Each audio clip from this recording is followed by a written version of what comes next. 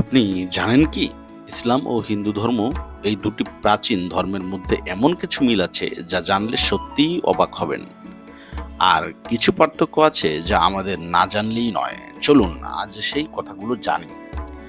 প্রিয় দর্শক ভাই বোনেরা, আসসালামু আলাইকুম ও নমস্কার। আমি নাজির, স্বাগতম আল্লাহ ভরসা ইউটিউব চ্যানেলে।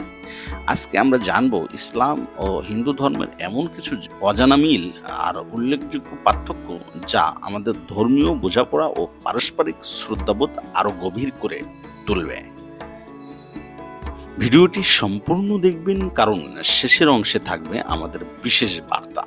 প্রিয় দর্শক ভাই বোনেরা, ইসলাম জন্ম নিয়েছে সপ্তম দশকে আরবের বুকে, আর হিন্দু ধর্মের ইতিহাস হাজার হাজার বছর আগের, যা ইন্দাস ভ্যালি সভ্যতার সঙ্গে সম্পর্কিত।